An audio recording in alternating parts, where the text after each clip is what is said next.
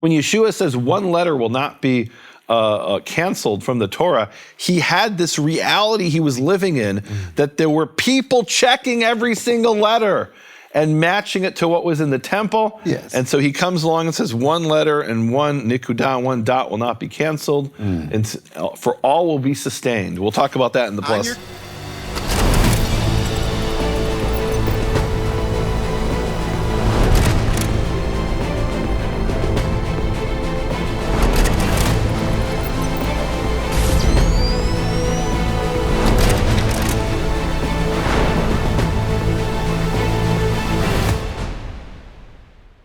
Welcome to Hebrew Gospel Pros, episode number 25. 25 plus 25 makes 50. 25 public, 25 plus. Nehemia, we're at the number 50. This is significant. It's the number of completion. Can we stop now? No, completion. Hey, let me tell you what, folks. We are actually at a place of significance, and I need to take a personal privilege, Nehemia. Uh-oh. And you've been awesome. We've been talking yesterday, but as we've been looking at what we've been doing up to this point, there has been some what I call historical monuments that we have to at least bring to the surface. One of them is that in episode, this episode 25, we're going to be looking at Matthew chapter 5, verse 18. Okay, and Matthew, excited. he's going to be excited. And folks, let me tell you one of the reasons I'm going to be excited. It was Matthew 5:18, where Nehemia actually brought a pearl that literally changed my whole approach to the Hebrew Gospel of Matthew, because if this pearl is true, it just gave me an inspiration to want to go deeper. But before we get to that, I want to give you a few minutes to work with me. Now, we didn't talk about this in advance. This is one of those deals where I'm just going to ask you to respond. Yeah. When I was working on the Red Letter series. Now, I want to take my time to explain this. Sometimes people get mad. You're promoting your thing. So what's the Red Letter series? So I'm going to explain. Can they find that at nehemiaswall.com? No. This is exclusively at BFA International. Okay. And it's FREE, free. But one of the reasons that I'm so excited about it is because of you. You did something for us. And in episode 19, folks, by the way, I brought my cards. Episode 19, I'm going to put the cards on the table. You don't miss episode 19. Episode 19, I'm going to put the cards on the table. But for episode 18 here, or not episode 18, Matthew chapter 5, verse 18, Nehemia, you have consistently, for as long as I've known you, continued to bring up the Hebrew Gospel of Matthew at significant times. So the first time you brought it up, I love telling this story, was early in our process of our relationship. Do you remember when you first brought it up and why you first brought it up? Do you remember? I think I do. But okay, well, I'd like you to tell the story. I mean, you tell it. Go ahead. Okay, so you called me on the phone. And what were the rules? I don't mind telling us again because we got new people that are listening. So we had a couple of rules. Let me give the background. Okay. So there is this very painful history that the Jewish people have of interacting with the Christian world, in which Jews lived as a minority in Christian countries. And there was this constant pressure. And sometimes the pressure was through violence. Sometimes it was through different forms of financial inducements, trickery, all kinds of different things, coercion, where the Christians tried to convert the Jews. And there were Jews who literally, and I grew up with these stories, right? I grew up with this big, it's interesting. For me, there was Daniel in the lion's den because he refused to worship the idol. And there were the Jews who jumped to their deaths during the first crusade, which first attacked. They said, why go all the way to the Holy Land? We have infidels among us, the Jews. And they stopped in the Rhineland where the major Jewish communities of Europe were and wiped them out. And there were Jews who jumped to their deaths off of the castle wall rather than convert to Christianity, because from their perspective it was idolatry. And to be fair, certainly at the time, in the 11th century, we were talking about literal statues that they were being asked to kiss and bow down to. And so this is the I'll talk to a lot of Christians. They'll say, "Oh no, well that was the Catholics." Yeah. Okay, but for the Jews, that was the experience that we went through. And they didn't say we're Catholics, they said we're Christians. And they didn't do it in the name of the Pope, they did it in the name of Jesus. And so for Jews, there's this very painful baggage of interacting with Christians that they either want to force you to convert or trick you to convert. And so when we first started interacting, I was warned by my Jewish friends and family, Very close people to you. very close people, don't have anything to do with him. This is just a scam to convert you to Christianity. Stop 1 second, folks. Don't have anything to do with him. Who? The Methodist? The Christian. The guy who, in 2002, we went through a process of study, and you came up with 2 very specific rules that were conditions on you and I doing any study together. So the first rule was, and let's back up again a little bit, right? So Jews have by tradition 613 commandments. I don't know what the real number is because the Torah doesn't count them, but they like to say there's 613. From my perspective, or not just my perspective, from the Jewish perspective, Christians have one commandment. And that commandment is go out and make many disciples and baptize them in the name of the Father, Son, and Holy Ghost, right? I mean, and there's other things too, like Paul's, like don't let your hair grow too long or whatever, right? Okay, there are other things, but there's really one major commandment, which is called the Great Commission, right? Jews don't have the Great Commission. The Great Commission for Jews is, Yehovah says in Leviticus 19, I am holy, therefore you be holy. Yes. And then you can serve as an example to the world, but then they have to make that decision on their own. It's not that you have to go out and change them. God will change them, and you can facilitate that by serving as a good example or a bad example. So Christians have the Great Commission. We as Jews don't. And so rule number 1 is you don't try to convert me, and I don't try to convert you. In a way, that was kind of one-sided because I never had a desire to convert you. That was never part of my heritage or approach. So I got to confess something. So I used to be an evangelist. I don't know if you knew that. I've been around the world. I thought you were still an evangelist. I'm talking about... You once showed me the card, and it said you were literally a card-carrying evangelical. No, that was saying that was... I had the card that I go to hospitals, marry, bury, and baptize. I used to be an evangelist. I'd be invited to different places, different parts of the world. Go and you preach, you give them the 4 spiritual laws, called an altar call. I was good at being an evangelist, Nehemia. And you took away my ability to evangelize when you said the first rule. Well, at least to me. No, and here's why that was a big deal. Because if I think I'm an evangelist and then you tell me I can't do that, then I'm thinking, now, what do you mean? You're not going to let me? And I agreed to that rule, and I'm glad that I agreed to that rule. For a number of reasons, we're going to go forward. What was the second thing that you said? Second rule is we could talk about anything in the Tanakh, but don't ever talk to me about Jesus or Yeshua. And really, it was another way of expressing the first rule, because what I was warned is, he's going to tell you he's not going to try to convert you, but then he's going to start telling you about how beautiful and lovely it is to invite Jesus into your heart. Yes. And so really, it's kind of a loophole that he's going to try to push Jesus on you. So I said, all right, you guys are worried about this, my Jewish friends and family. I'm going to give him 2 rules. We'll have 2 rules and everybody will be safe. Right? We'll have our little safe zone with coloring books and puppies. Yeah, so we had this beautiful relationship, Nehemia, and I have to say it again. You have been a dear friend for all of these years. And with those 2 rules, it was no conversion, none of that Jesus stuff, no New Testament stuff. No gospel. How'd that work out? And then the epic phone call came, and I'm going to let you say what the epic phone call was. So I had been studying this Hebrew version of the Gospel of Matthew. Secretly, Nehemia. Not really secretly. It started out with Michael Rood came to me with this textual problem. Tell the story. Bro. And I used all the tools that were available to me, which was I said, all right, this must be maybe there's a textual criticism issue here I wrote a book about it, Hebrew Yeshua versus the Greek Jesus. But this is years before I wrote the book. I said, okay, let's look at all the different manuscripts. At the time, I didn't have photographs of the manuscripts, but there were lists of what the different variants were. There was meaning what the differences are in the manuscript. There was nothing there that helped in the Greek. And then I found out about this Hebrew version. Yes. And I did my little study on the Matthew 23, and then I realized, wow, what else is in this Matthew in Hebrew? It looks like nobody's studying it. It's been completely ignored by certainly by the academic establishment of the New Testament studies. And so I thought, all right, I could study this on my own, and I had started to do that. And as I was reading things, I realized I could see all this information, but I don't know what the questions are.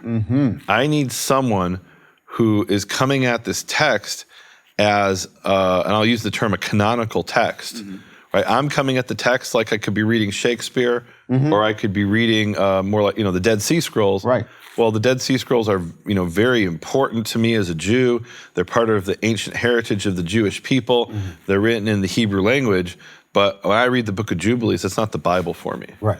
So I thought I need someone who, in order to do this with full integrity, I need someone who can read this as their text. Sacred text. Sacred. I'll use the word sacred text. Yep. That's what I was thinking for sure.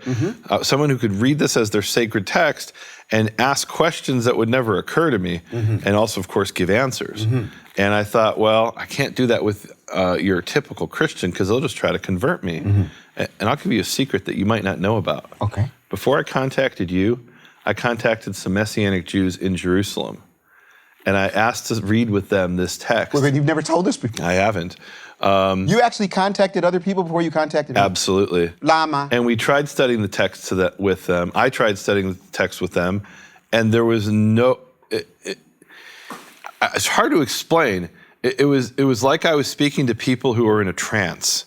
In that I'm like, okay, what does this mean? What are the different possible explanations?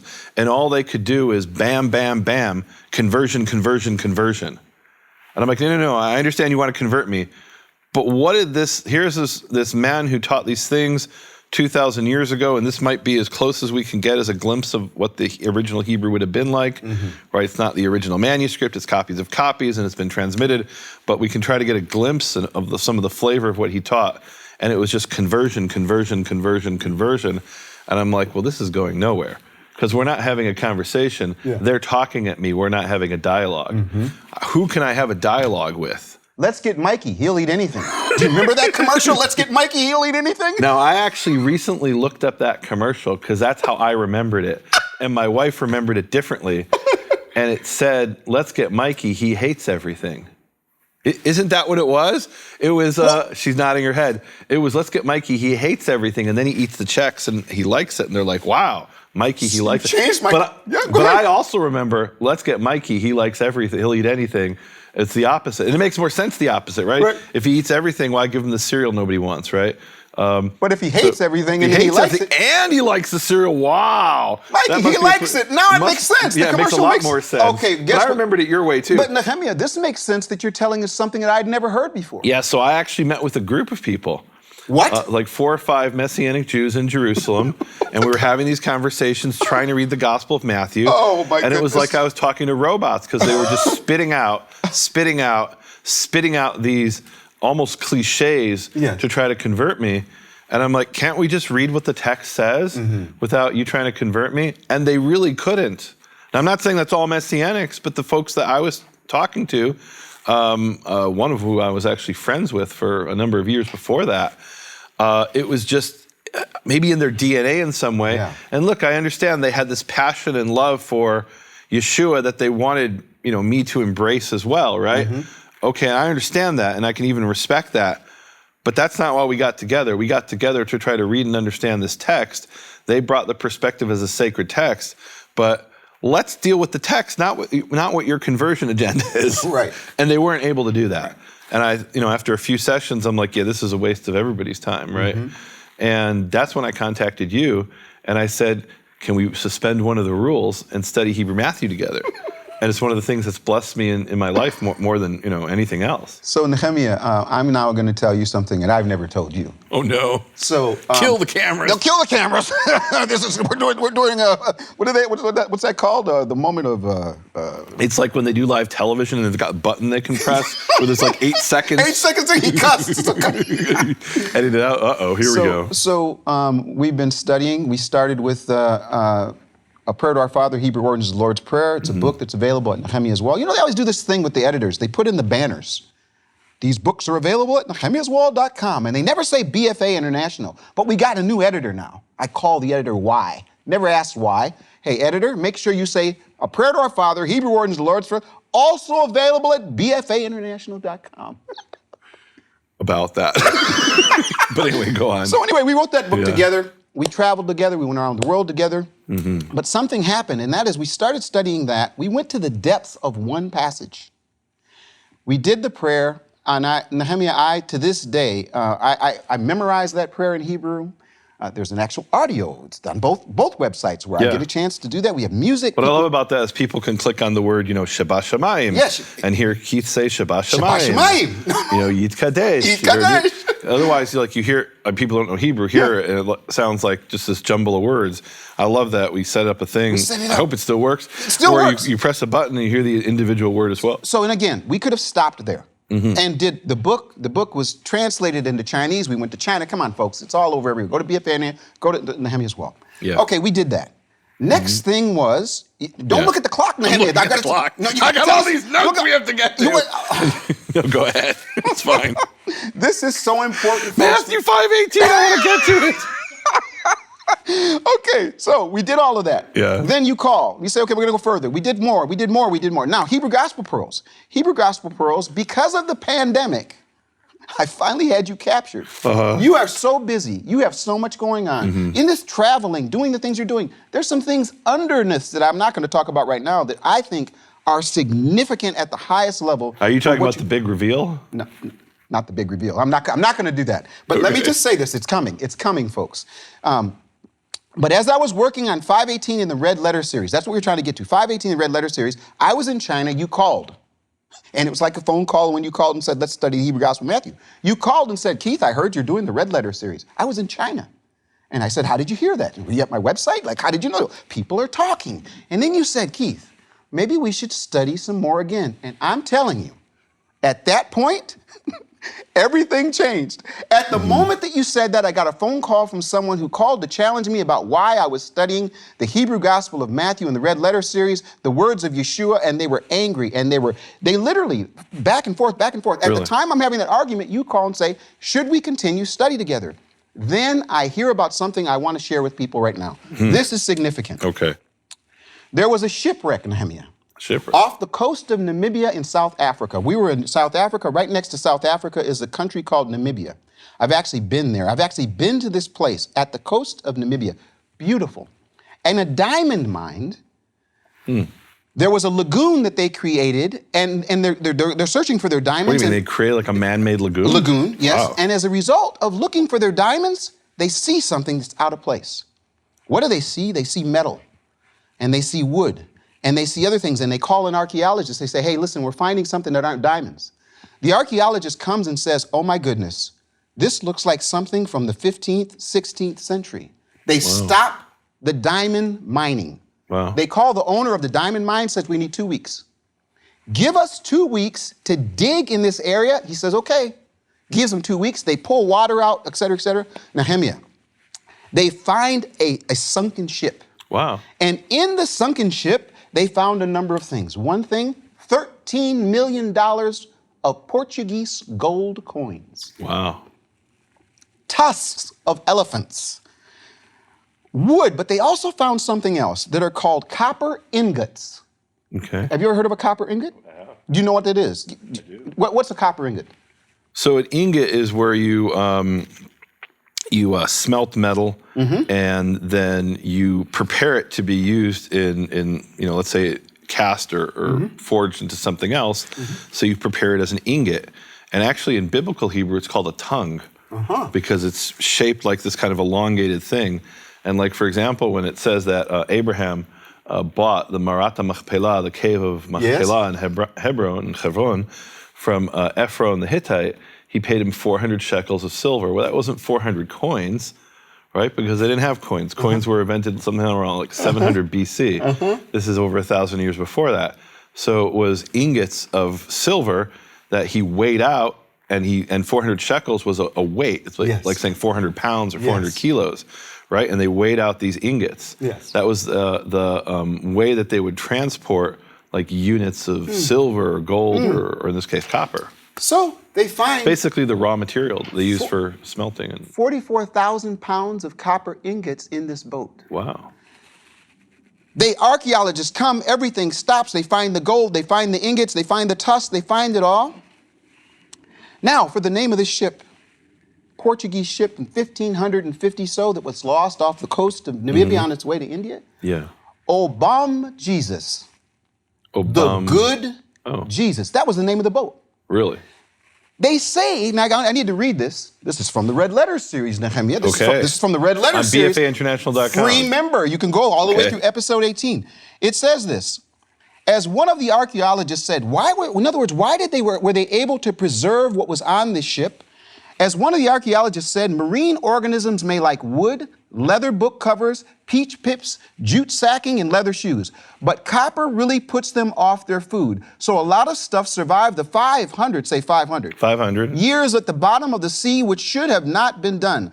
All this adds up to an extremely unusual situation, which led to truly excellent preservation, of a unique site. Now, I put the article in there. I let the people go there. They can read it.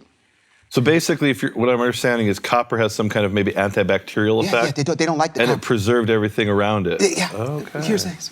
Because I was thinking, all that copper they found, boy, I bet they wish that was gold. No. But you're saying the copper actually preserved it. Copper preserved it. Now, the Hebrew Gospel of Matthew. As I'm arguing with someone saying, why are you studying that manuscript? I'm thinking about the Jewish scribes that were the copper. I'm thinking about a couple of the Christian scribes that were the copper. That, in other words, that copper kept all of the ability to want to destroy. They were the preservation. Nehemia, let me say something. You are the copper. Okay. I'm telling you. I want to be the gold. No, I'm the gold, actually. Okay, I got to be the gold. Fair enough. No, I'm just kidding. Nehemia, what this process has done and shown to me is that I have struggled. People have yelled at me. They have cussed at me. They've said, Keith, you're going to be converted. They'll be back and forth and back and forth. I will not give up the opportunity to study with you. I believe you are a scholar of scholars. I believe you're a genius. You're a walking encyclopedia. I am honored every time from the time I've met you to this point. But I've had an agenda. Uh-oh. Here we go. I have had an agenda. Here we go. Here it comes. There's always got to be something under this. What I've wanted to have happen is for that copper that has preserved the good Jesus, the one, the Yeshua, the one that's teaching that you and I have been blessed by. That was the name of the boat. You see what he did there? Okay. Nice. The name of the boat was the Good Jesus. Right. Okay. And here's what I've struggled with what I've struggled in my past, is that people have taken the Good Jesus and made all sorts of theological rules and regulations and gymnastics so that when I sit down with you, if I just take my English Bible and I've got my evangelism in my mind, I miss the opportunity to get to the gold, to the pearls. And what you and I have done, Nehemia, for 50 episodes, is to give people a chance to see language, history, and context. Now, I don't know whether it's going to continue or not, but I want to tell you, my agenda has been for the world to see what I've experienced with you for 20 years. I kept saying to myself, how are we ever going to get this guy? How am I ever going to get this guy? And I thought, man, I got the pandemic. The pandemic finally slowed you down enough so we could show others what you and I have done. I think I'm the most blessed man of all. Conversion? What are you talking about conversion? You and I walking together, Jew and Gentile, studying the words of Yeshua in the original language, history, and context. It doesn't get any better. That led to 518. Now I'm going to calm down and let you share with them what you shared with me in 518. Thank you for the personal privilege. Thank you for listening. This guy is a blessing. I believe you're a copper ingot. I'm a copper ingot. Preservation. I'm a tongue of copper. Okay. All right. So, all right. Matthew 5:18. Let me read it in the Hebrew. Yes. He said, and here we have some slight differences between the manuscripts. And let's see, do we have any major ones here? They're not really major. There's some, pretty minor things here. So he says, "Be'emet ani omer lachem," in emet, in truth, I say to you, ki od. Od shamayim is one version, but ad sheyamushu shamayim va'aretz, until the heavens and earth are removed. Ot achat unukuda achat lo tivutal, or titbatel in some, mehatorah or menevi'im shakol yitkayem. In truth, I say to you that until the heavens and earth are removed, one ot, one letter, unikuda achat, and one dot will not be canceled from the Torah or the prophets, for all will yitkayem, will be fulfilled, or literally will be preserved, will stand. Preservation. Wow. Why would I get so excited about that? One you said to me back then, this is years ago, Yeah. you said, Keith, in the Hebrew Gospel of Matthew, it has these two words. Yeah. And that's why you actually sent me this original. Yeah. Because I wanted to see it for myself. Photocopy the original, but yeah. Photocopy the original. I'm sorry, photocopy of the original. But why were those two words such a big deal? So in Hebrew, the consonants are written as a series of, as 22 letters.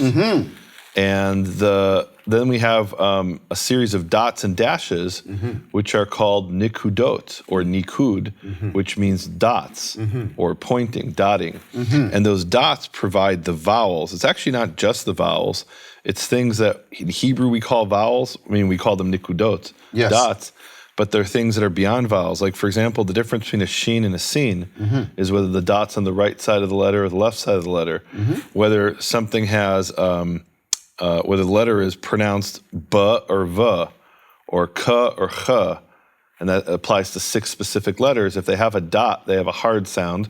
If they don't have a dot, they have a soft sound. So that's not technically a vowel, but it's part of the nikud or the nikudot system, the dot system. It's called dots. So when you read this in Hebrew, ot achat, and look, dots could be anything. But when you hear about ot, which is letter, alongside dot, well, that's the dot system. That's the vowels. So really, this should be translated, I mean, literally, it's one letter and one dot will not be canceled from the Torah or the prophets, but that means one letter or one vowel. Somebody's got to challenge this. Nehemia. They should challenge us. Yeshua speaking way back in the 1st century.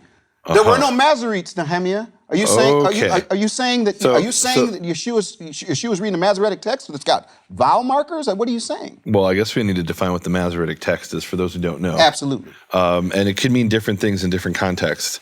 So the text that we have of the Bible in Hebrew, that is the Tanakh, the Old Testament, is called, the standard text is the Masoretic Text. Comes from the word Masorah. Masorah means transmission. In other words, in English you'll say, or I guess it's not English, it's Latin, the textus receptus, right? The received text. The Masorah is the transmitted text. Yes. And that is the standard text. It doesn't matter if you open up your BHS Bible over there, printed by Germans in Stuttgart, or you open up the Jerusalem Crown, printed in Jerusalem, Israel. Every one of those texts will be 99.999% identical. They'll be identical in the consonants, the vowels, and the accents. There will be slight differences here and there that if you're an expert, you can identify. Some of those have to do with the name, but there'll be slight, it doesn't matter. Any text from, basically, that's been printed from 1524, when they made the Second Great Rabbinical Bible, up until today is going to be virtually identical. And in fact, if you open up any manuscript from that was written by hand, going back at least 1,000 years, it'll be nearly identical. And that's called the Masoretic Text. Now, one of the features of the Masoretic Text is there is this obsession, and it's, I think, correct to call it an obsession, with every little feature of the text. Yes. And what do I mean by that? Let me give you an example. So, and how are we doing on time here? Wow. Good. No. It's okay. It's okay. No, I don't even. There's so much depth to this. So let me give you an example. There are a number of places in the Tanakh, in the Masoretic Text. Yes. And let me back up. When we say the Masoretic Text, this is as opposed to the non-Masoretic Text. The non-Masoretic text would be, for example, some of the manuscripts found in the Dead Sea Scrolls. I did a teaching on this, an interview I did with the top expert in the world, Professor Emmanuel Tove, called The Bible of the Dead Sea Scrolls or something like that. And so he has this category he calls QSP Plus, which is Qumran Scribal Practices Plus. And there you have, for example, first 1Q Isaiah 8, 1Q Isaiah A, the first Isaiah scroll from Qumran, is not a Masoretic manuscript. It has major differences from the Masoretic text. And what do I mean by major? It's not that major, right? But it's differences in the details. Yes. And sometimes it's differences even in the level of words, and in some occasions, like when you get to Jeremiah, it could be like very significant differences. But most of it is differences of what we call orthography. And what do I mean by orthography? So the rabbis had this idea that they started out with this: God doesn't waste our time. And God doesn't just speak the way we speak. When I speak, I can repeat myself, and I say and ooh, or if I'm speaking Hebrew, I say I want to tell you. So the Jewish approach, and especially the rabbinical approach, was that every single letter had significance. Yes.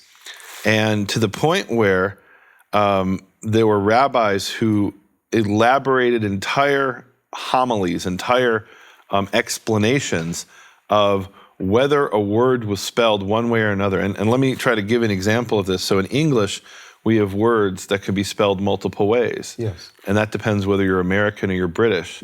So let's say, example I love is the word color. C-O-L-O-R in America, and in England they say C-O-L-O-U-R. So the rabbinical approach is, well, if it's spelled with the U has the numerical value of such and such, and that represents this entire thing, and they can even derive laws and practices based on the spelling. Famous example is that there are these 3 extra letters, and by extra letters I mean letters that you could have done without. They don't change the meaning.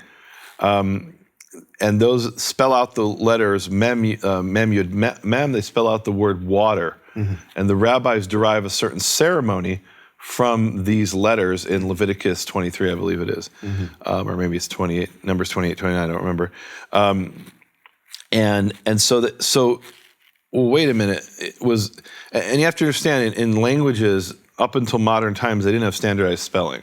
So famously, Shakespeare spelled his name like a half a dozen different ways in his own writings. He didn't know how to spell his name. It's not that he didn't know. There was no standard way of writing his name. It really could be written in different ways, right? It's kind of like the Hebrew word Hanukkah. I've seen it written CH, just with an H, with one N, 2 N's, 1 K, 2 Ks. And it's not that one of those is wrong. It's that it's not an English word, right? So we don't have the standardized spelling for it. So up until really until printing, there wasn't a standardized spelling for Hebrew, for English, for Latin. There were certain standards, right? But if you spelled, an example I love is the word Sukkot. Sukkot could be spelled legitimately in 4 different ways. And there's an example in one verse in Genesis where it's literally spelled 2 different ways in the same verse. Nothing to do that, and that doesn't change the meaning. It's just 2 different ways to spell the same thing. So the rabbi would say, if you spelled it this way versus that way, that we have some hidden meaning that's meant to be encoded there. I don't believe there's a hidden meaning encoded there, but the presupposition for that approach is that the spelling has been fixed, not for that word across the text, but that word in that specific verse and that specific part of the verse. So that when they reproduce the Bible, every single Bible should have the word spelled this way in this verse and that way in the other verse. Right, now why is that important? It tells us that by around the year, I think we can say by the destruction of the temple, 70 AD, based on rabbinical sources, that the text of Scripture was fixed down to the letters. And what we learned from the Dead Sea Scrolls is that there's a category of manuscripts which scholars call Proto-Masoretic Text. What does Proto-Masoretic mean? It means Masoretic before we thought the Masoretic text existed.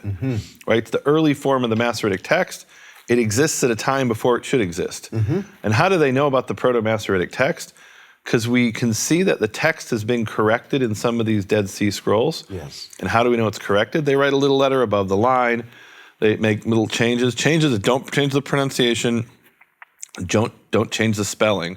They're entirely about that word has to be spelled this way in this verse, and it's not spelled that way, so we're going to fix it. Okay, so what that tells you is that the Hebrew text that we have of the Bible already existed in the time of Yeshua. And it was already considered by at least some Jews to be a text that was fixed down to the very letters. Even where it was a matter of spelling. I'll just give you an example, right? The name Yehoshua, Joshua, the name of Jesus, which is in Hebrew, Yehoshua.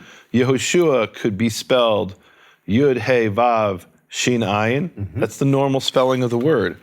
Or it could be spelled Yud, He, Shin, Yud He Vav Shin, Vav Ayin. Now, what is the difference in meaning between Yehoshua with 2 Vavs or 1 Vav? No meaning whatsoever. And for example, in Deuteronomy chapter 3, verse 21, it's talking about Joshua the son of Nun, and Moses has commanded him at that time, and there it's Yehoshua with 2 Vavs instead of 1 Vav, even though like 99% of the time it's with 1 Vav. And the idea was that in every single place where we have a certain spelling, it has to be reproduced that way. Now, to some extent, that was an ideal. It wasn't always so easy to do. So what the Masoretes did was these group of scribes who lived around the year 600 to 800 AD, is they came up with a system of proofreading notes. And for example, in this verse, in Deuteronomy 3:21, if Yehoshua is spelled in an unusual way with an extra vav, they would write in the margin, maleh, or lamed. Lamed would mean unique. If it was unique, meaning leta, there's no other place where it's like that. Or if it was an unusual way, they'd write maleh, which means full. Or that's the category. An extra vav or an extra yud, not really extra, but if you have more than you need to have, then it would be called maleh. So they fixed it with these Masoretic notes. Okay, so far what we've explained, that's like basic, like, understanding the Hebrew Bible 101. Do me a favor for my friends that are listening, my public friends. I want you to check one verse, just for those that are saying, but wait a minute. Did Yeshua actually say that word? Genesis 30, verse 32. Would you go to Genesis 30, verse 32? I love this story. And tell me what word is used in Genesis 30, 32. Let me pass through your entire flock today, removing from there every speckled, it says in English, and every spotted sheep, and the spotted and speckled among the goats. What's the word? So the word is nakod, which is the same root, same word. We have here nikuda, which is a dot. Nakod is dotted. So in other words, these sheep or these sheep and goats, whatever, they had vowel points on them, right? Well, no, they had dots. What I mean, they had dots. I'm trying to. They had spots. They had spots. Right. So here's what I'm saying. Why I want to say that, Nehemia, is that I want people now to experience 518 the way you and I have studied at the deeper level. I want people to experience what you're about to share with us. Now, I'm not trying to be cute here. No, this is actually huge. We're going to talk about the vowels. No, you folks, this is. And so listen, to my friends that have been listening, 50 episodes of Public, go back and listen to them again. At the Red Letter series, we have episode 1 through 18, free. You can go and see everything we've done with the red letters of Yeshua in the Red Letter series. But now we're going to move to the plus section. And in the plus section, Nehemia, literally, I want to take my jacket off and go sit back with Linnell and watch you burn. What I mean is I just feel like you've got so much to say. That was the background. We'll get to the exciting part now and this is really a key discussion, because I get this all the time. Nehemia, the Masoretes, they made up those vowels. Exactly. We don't read Hebrew with the vowels. We read Paleo-Hebrew. There's no vowels. Yes. Well, every language by definition, every spoken language, I should say, has vowels. The only exception in human experience of a language that potentially doesn't have vowels would be sign language. Right? You could literally have a sign language where everything is pictorial. That might not be the right technical term, but where you're expressing things without vowels potentially. In reality, they do spell things using letters. But a spoken language has to have a vowels, otherwise you can't speak. Now, before we get to that, I just want to bring something about Genesis. Absolutely. That verse in Genesis. You're going to use the verse. Genesis 30. No, it's just really, it's a cool point. Genesis. So here, Yeshua is saying, not one letter, right? That's the first word, and the other word is nikudah, dot. Let's leave that for the plus section, the nikudah, the dot, the vowel. Okay. But the letters, here's how important letters are, okay? So here we have, in Genesis 30:32, Jacob makes a deal with Laban, and he says, I'm going to pass through, and then every lamb or every seh, which is a young lamb or a young goat, that is nakod, which is dotted, that's going to have this status where I'm going to be paid. I'm going to get that. That's going to be mine. And then we hear later that Laban keeps changing the rules. And what does he do? And you miss this, I think, in English, right? Is it spotted or is it speckled or bespeckled or whatever, right?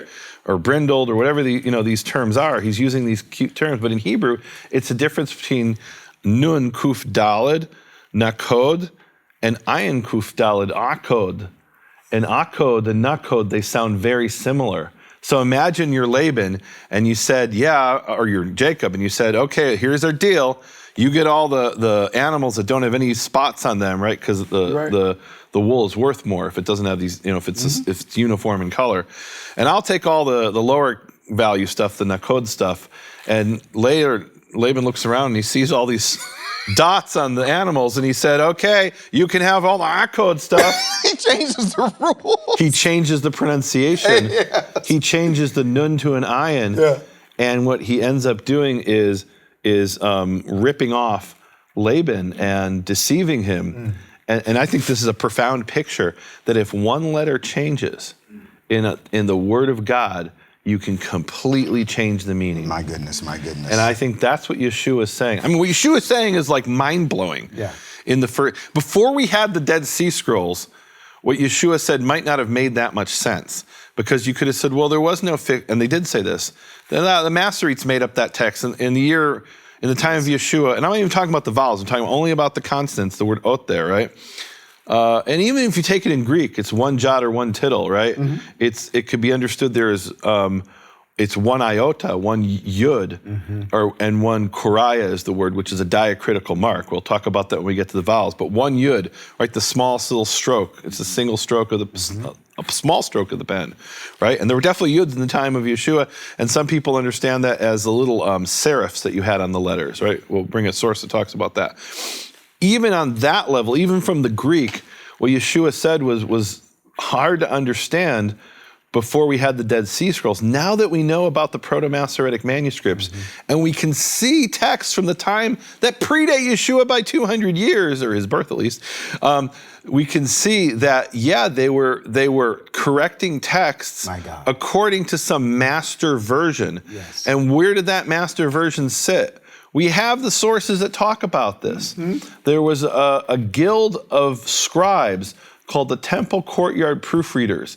And the rabbis some of these rabbis, quite frankly, were kind of like these ancient Jewish accountants. And what do I mean by that? So the discussion there in the Talmud about these scribes is during the time of the temple, who paid for the salary of the Temple Courtyard Proofreaders, right? And it's kind of like, oh, by the way, there was this thing called Temple Courtyard Proofreaders, but because we're talking about, how they get paid and right, we're talking about financial matters, and they're remembering, where those funds came from. But from that, we learned there was this guild of scribes where you would bring them your scroll of Isaiah that you wrote, and they would go through and they would check every letter and say, uh-oh, you're missing a vav here. You've got an extra vav there. You're missing a letter here. And they would try the best they could to match your text to this master text that existed in the temple. Nehemia. So when Yeshua says one letter will not be canceled from the Torah, he had this reality he was living in, that there were people checking every single letter and matching it to what was in the temple. Yes. And so he comes along and says one letter and one nikudah, one dot will not be canceled, and for all will be sustained. We'll talk about that in the On your computer, you got some stuff that you're going to show us. Oh, I can't wait. I cannot wait. So, folks, here's what we're going to do. I've been waiting 25 episodes for this. 25. We're going to squeeze everything out of him for the next 2 episodes. I'm very excited about it. We're about to go to the plus. Nehemia, when I first met you, I asked for 4 things. I need to know consonants, vowels, accents, Masoretic notes. And in effect, what you're really talking about here, other than the accents, we're talking about 3 of those. Really, because the Masoretic notes are where you're talking about what, and we, oh my goodness. Well, and here with the notes, maybe they weren't written down, right? But you definitely had somebody in the temple, a whole guild of scribes who had a scroll here that was the master copy. We're told there were actually 3 copies, and you'd bring them your Bible, you paid them some money, and then they would check every single letter. So when Yeshua says one letter will not be abolished, one yud will not be abolished until all is fulfilled, or doesn't actually mean that. We'll see what it really means. Wait till we get to that. We're going to talk about that. So he had this reality that, the text was fixed down to that level. Yeah. Maybe not every copy, right? Yes. We have the Qumran type scrolls, the QSP scrolls. We've got what's called the Proto-Samaritan scrolls. But those Proto-Masoretic manuscripts existed in his time even before his ministry on earth. And this is what it's talking about. The text has been, our text today is the text that Yeshua was talking about. Now, folks, here's the deal. I want to make this really clear. Those that are public, keep listening. Listen to what we've done before. 50 different episodes public at Nehemiah's Wall, BFA International. We then have the plus section. I think it's 25 public 25, and 25 total plus. of 50. I'm sorry, I got so excited. You got that 50 number, but there's a total of 50 we've done. Yeah. So 25 public, 25 plus. You can go to nehemiaswall.com. You can get all of the even numbers of the plus episodes. I want you to take a And second which one to is this explain. episode? This is 20. This is 20. Oh, so this one's on my website. No, 18. No, this is. This is episode 25, right? Is this 25? Yeah, 25. So go to nehemiaswall.com, become a support team member, and join me there. And here's why. I've had people who are like in technology say to me, support team, are you saying like there's a problem with my computer and you're gonna help me fix it? No. The reason I call it support team is I really look at people who support my ministry as being part of my team. I couldn't do this without you folks. I'm not doing this alone. You are part of my team that allows me to do this. And the image I have is, I called it Nehemiah's wall, Nehemiah's wall. So Nehemiah was this figure who came to rebuild the wall of Jerusalem, and he couldn't do it on his own. Yeah.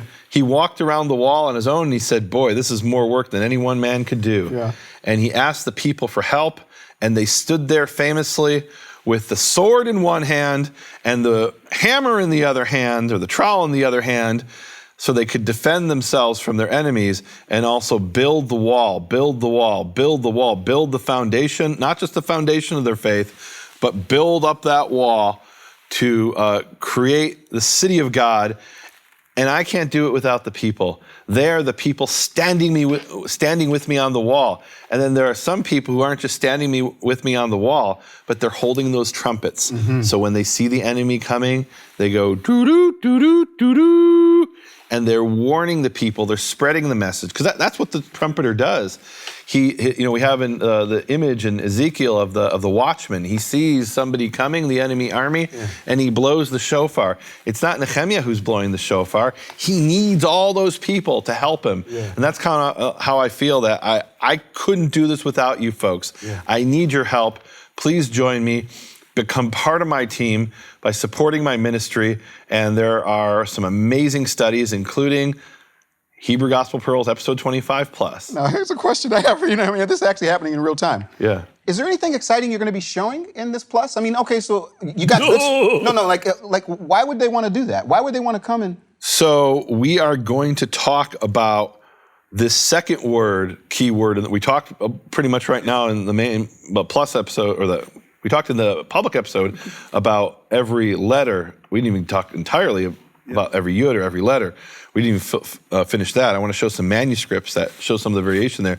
But what we're going to talk about is the vowels. Okay. And excellent. what does he mean by nikudah? What does he mean by dot? And there's actually several possibilities, some of which I never had a chance to share before. I'm finally going to get to explain it. And this is actually really important because I'll get a lot of people who will attack things that I'm teaching. This is like a very popular thing to do. They're like, oh, Nehemiah's teaching something. Bam, bam, bam. Let's attack what he's doing. And very often it's what's called a straw man. A straw man argument is where you don't want to argue with what somebody actually says, maybe because you don't know it or you don't understand it. And so you create the straw man. You create this artificial thing of, you say, Nehemiah says this ridiculous thing. Isn't he stupid? Well, I never said that. I never said anything like that. Look, we had a guy on Facebook. He comes on and he says, I can't believe Nehemiah is so unscholarly. He says that every letter today in Hebrew is the exact pronunciation that existed in ancient times. Have I ever said that? No. I literally said, we don't know how it was pronounced in ancient times. I've said we don't actually know for a fact that the letter mem was pronounced ma. Maybe it was pronounced ta. We don't have any evidence pointing to that. But what evidence do we have? All I could do is deal with the evidence I have, right? And so that's a straw man argument. Yep. So we're going to have an opportunity in the plus section to tear down the straw man and explain what it is I actually say, and what Yeshua could have meant in the first century. Now, here's the really good news, folks. When the cameras are off, Nehemiah's going to say, I did what? He just promoted this on Nehemiah's Wall for episode 25. Actually, episode 25 is at BFA International Plus. So here, this is great news. Don't wait for listen, 26. Listen, folks, let me tell you what no. just happened. So what you're going to do is you're going to go to BFA International. No. You become a premium member. You get access to all of the Plus episodes, a whole bunch more. But let me say something also, those that aren't going to do that, go to BFA International front page, Hebrew Gospel Plurals Red Letter Series.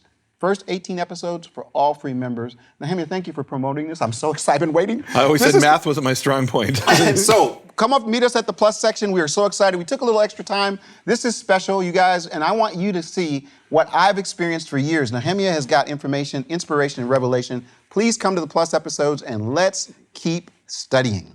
Would you pray? Yehovah, Avinu Shabashamayim, Father in heaven, I'm so grateful that your word has come down to us. You who preserves every letter and every dot. Yes. You who has spoken to us, the creator of the entire universe, decided he had a message for us lowly humans. And we get to read that message and study that message and interact with you and have this relationship with you through this love letter that you've written for your children. Yes. I am so grateful to have this opportunity to share that love letter with the world. Amen. And Father, thank you so much for all of our friends that have been listening.